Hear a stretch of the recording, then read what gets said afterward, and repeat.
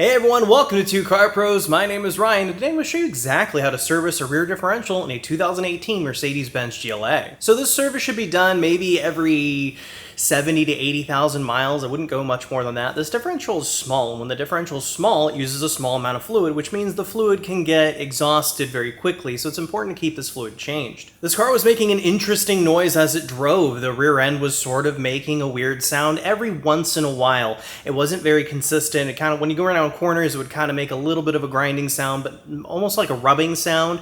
I couldn't capture on camera, unfortunately, but you'll know it when you hear it. What happens is the differential fluid, all of the friction modifier inside of there gets used up by the little clutches inside of the differential. So that friction modifier inside of the fluid gets used up, essentially, or it becomes dirty.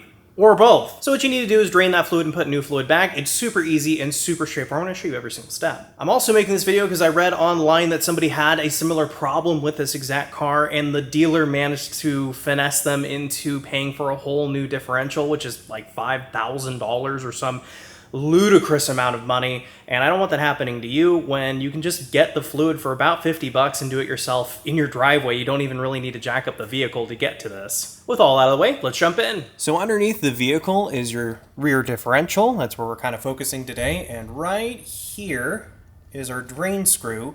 So we need to go ahead and remove that with a catch pan ready. So let's go ahead and grab a 5mm Allen and remove a drain. It's not on super crazy tight either. You could probably get away with a T-handle or an Allen wrench. And then have, like I said, have your catch pan ready. And go ahead and remove that drain screw. There we go. And just let that drain on out. If you found this video helpful so far, consider joining and becoming a member. It really helps the channel out directly, and you'll never miss an upload. So now basically everything's out of the differential. You can sit here all day if you want to watch it, drip, but this is perfectly fine if you ask me. Grab some solvent of some sort. We're just going to clean off that mating surface to give our washer its best chance of sealing. There we go, nice and clean. I'm going to go ahead and replace our very long bolt here. And I'm just going to thread it on by hand. And no, I didn't put a new washer on it because the washer can't actually come off the bolt. I tried. So I'm assuming they want you to just reuse it and it will be just fine. Bring it down to touch with your fingers like that. And then I'm gonna go ahead and clean it again, just so I don't get what are called false drippies, where you think it's leaking when it actually isn't.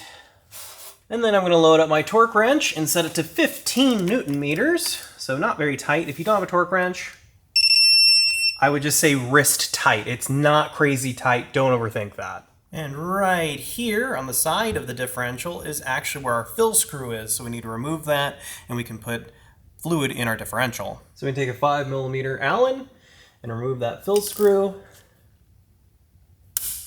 There we go. It's not on super tight. There we go. Remove that. Get it out of there. So here is our fluid for today. This is proprietary Mercedes Benz stuff, and it is a fortune, and it's only available at the dealer as of right this moment. Maybe sometime in the future someone else will have made a comparable fluid, but this is the only stuff I can recommend. I think it's like 50 bucks for this container. It is not cheap.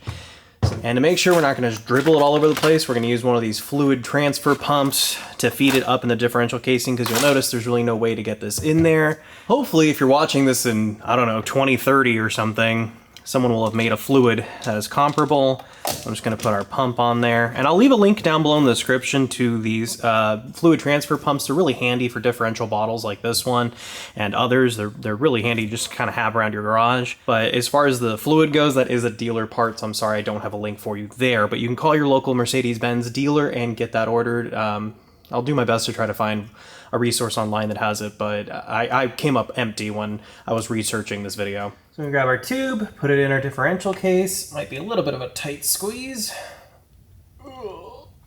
There we go. And just start pumping away. If you're wondering how much fluid this differential takes, it is 0.75 of a liter.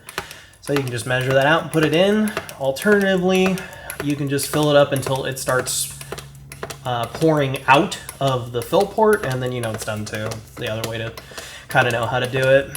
There we go. I have a feeling that it is full because we're at that, we're about 0.8 of a liter. So we know it's full because it's kind of dribbling out a little bit. That's fine. There is a little bit more than 0.75 of a liter in there. It's fine. It's just dribbling out very slightly at this point. I'm going to go ahead and put back our drain plug. And when you put back any drain plug, go ahead and clean it very thoroughly with some carburetor spray or other solvent to make sure that the magnet on the end of it is nice and clean, so that way it can collect new metal debris and keep it out of the gears of the differential. And then I'm going to go ahead and clean it. Some carburetor spray. Prevent false drippies. There we go, that's really nice. And then load up my torque wrench and set it to 15 Newton meters. And if you don't have a torque wrench, again, you can just do wrist tight. You saw how not tight that was? There you go. I'll again say that the washer on this bolt was not reusable. You couldn't even take out the bolt. Maybe you can buy new bolts, and that's kind of what they want you to do. But again, I can't find them, so I'm just gonna reuse them. It'll be fine. I'm gonna go ahead and clean it one last time.